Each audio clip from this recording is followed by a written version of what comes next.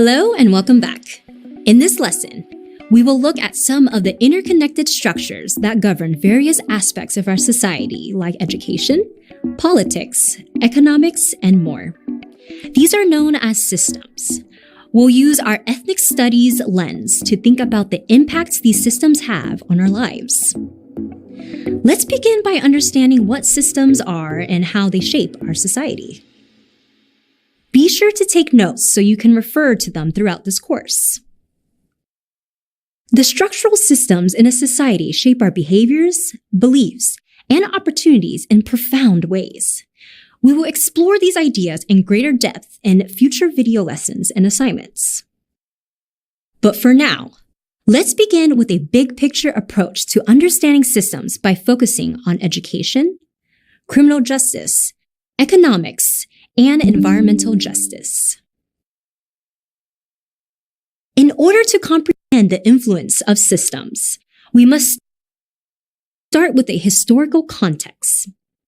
Throughout history, we've seen the impact of systems on different ethnic groups, such as colonization, slavery, and institutional racism.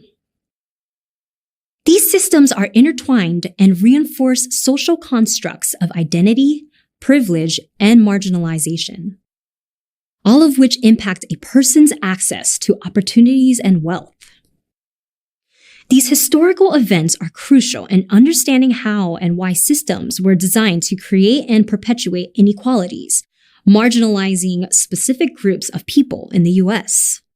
Let's begin by taking a closer look at how the education system, a crucial part of our society, impacts our lives. The curriculum, policies, and resources it provides can either uphold bias or promote inclusivity. Textbooks and teaching materials often reflect dominant narratives, leaving out diverse perspectives and the contributions of various ethnic groups. Consider this.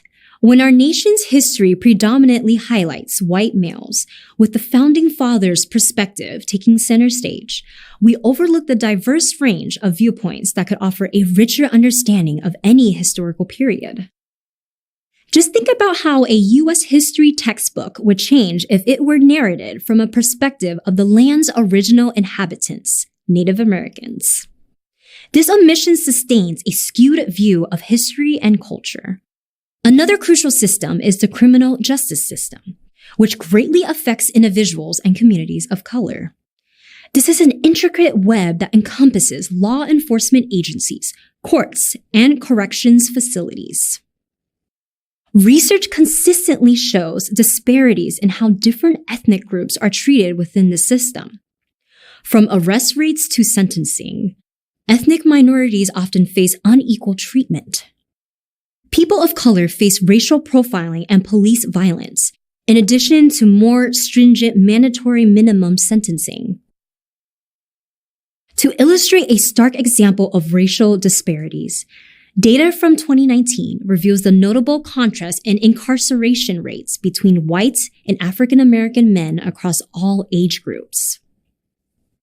The yellow bars represent white men, spanning ages 18 through 65 and older, while the orange bars represent the corresponding age brackets from African American men. Furthermore, findings in 2021 found African Americans are 5 times more likely to be stopped by law enforcement without just cause than white Americans. In addition, as of 2023, African Americans are estimated to be 3.5 times more likely to die from police brutality than white Americans. Racial biases carry over to treatment of prisoners within the prison system. Retention and return rates once they are in the criminal justice system disproportionately affects people of color. For example, as of the early 2020s, African Americans are incarcerated at more than 5 times the rate of whites. From roughly 1970 to 2020, the U.S. prison population has grown an alarming 700%. The disparities in prison incarceration rates based on race highlight the significant challenges faced by communities of color.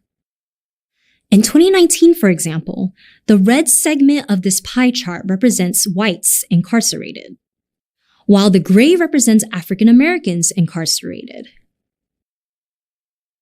And yet, if African Americans and Latinx Americans were incarcerated at the same rate as white Americans, jail and prison populations would decline by almost 40%. Even death row sentencing statistics show an overwhelming disparity between whites and people of color, especially African Americans. Since 1976, there has been an alarming discrepancy in persons executed for interracial murders. The yellow represents the number of white defendants executed for murdering African American victims, while the red represents the number of African American defendants executed for murdering white victims.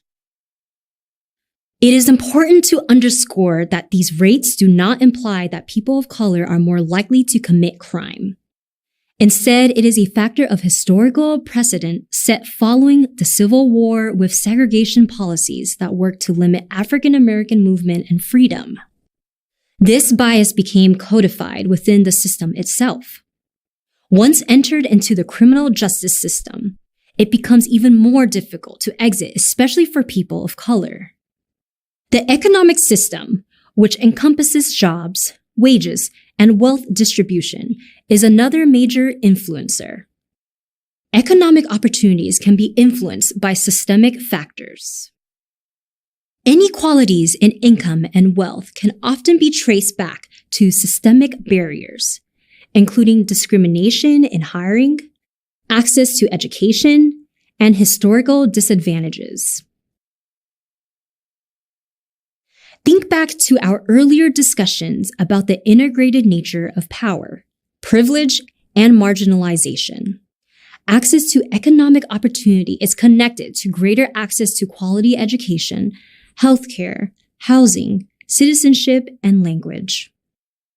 Without this access, people may be pushed to the fringes and relegated to menial jobs with lower wages. Lastly, let's explore the environmental justice system, a crucial aspect often overlooked. It examines how environmental issues disproportionately affect certain ethnic communities. Communities of color often bear the burden of environmental hazards, with limited access to resources for a healthy environment. A long history of redlining, which has its roots in the New Deal era, still reverberates in the lives of African Americans today.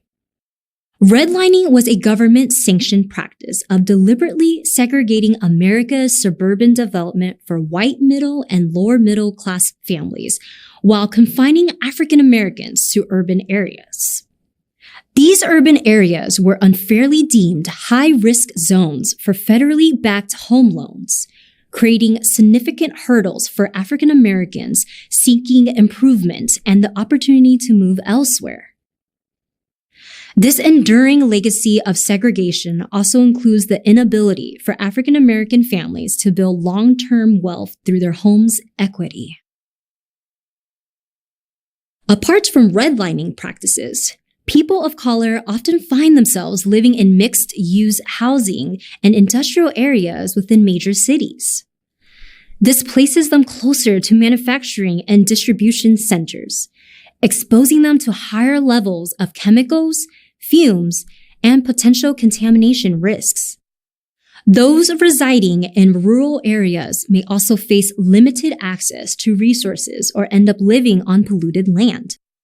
As a result, these communities experience elevated rates of health issues such as cancer, birth defects, and chronic illnesses, underscoring systemic environmental injustices. Take a moment to reflect on the systems we discussed: education, criminal justice, economic, and environmental justice. How can you see these systems working together towards a person's level of privilege and/or marginalization? Be sure to write down your ideas as they may be helpful in future assignments. As we conclude this lesson, it's evident that systems play a significant role in shaping our lives.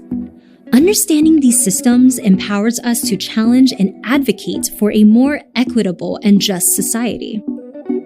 Thank you for watching.